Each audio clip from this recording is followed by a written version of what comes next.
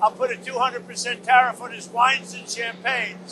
যুক্তরাষ্ট্রের president Donald ট্রাম্পের শুল্ক আরোপের হুমকিতে গ্রিনল্যান্ড তাদের অবস্থান পরিবর্তন করবে না বলে স্পষ্ট জানিয়ে দিয়েছেন দেশটির প্রধানমন্ত্রী ইন্স ফ্রেডেরিক নিলসন। সোমবার ফেসবুকে দেওয়া এক পোস্টে নিলসন বলেন, চাপের মুখে গ্রিনল্যান্ড তাদের সিদ্ধান্ত বদলাবে না।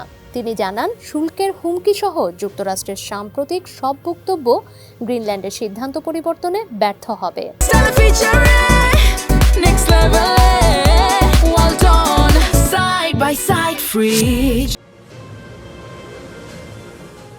নিলসন তার পোস্টে অন্যান্য দেশের সমর্থনকে স্বাগত জানিয়ে বলেন, এটি একটি স্পষ্ট স্বীকৃতি যে গ্রিনল্যান্ড একটি গণতান্ত্রিক সমাজ এবং আমাদের নিজেদের সিদ্ধান্ত নেওয়ার অধিকার রয়েছে। তিনি আরও বলেন, আমরা সংলাপ, পারস্পরিক সম্মান এবং আন্তর্জাতিক আইনের নীতিতে অটল থাকব। কোনো ধরনের চাপ মেনে নেওয়া হবে না।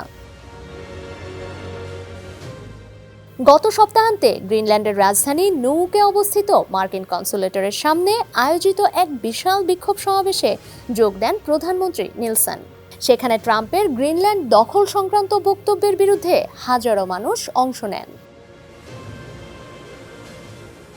বিক্ষোভকারীরা গ্রিনল্যান্ড বিক্রির জন্য নয় লেখা প্লেকার্ড হাতে নিজেদের ভবিষ্যৎ নির্ধারণের অধিকার দাবি করেন।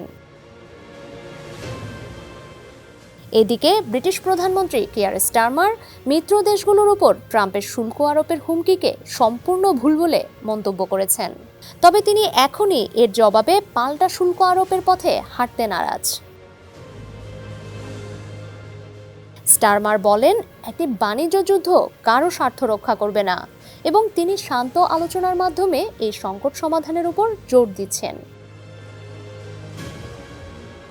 ডোনাল্ড ট্রাম্প সম্প্রতি হুমকি দিয়েছেন যে যেসব ন্যাটো মিত্র দেশ গ্রিনল্যান্ডের উপর যুক্তরাষ্ট্রের নিয়ন্ত্রণ প্রতিষ্ঠার বিরোধিতা করবে তাদের উপর 10% শুল্ক আরোপ করবে। তারপরও কাজ না হলে এই শুল্ক জুন নাগাদ 25% বাড়ানো হবে। ইউরোপের একাধিক নেতা ট্রাম্পের এই অবস্থানকে ব্ল্যাকমেল হিসেবে অভিহিত করেছেন। তবে ট্রাম্প জানিয়েছেন, শুল্ক আরোপের সিদ্ধান্ত তিনি শতভাগ বাস্তবায়ন করবেন। ডেস্ক রিপোর্ট, সমকাল।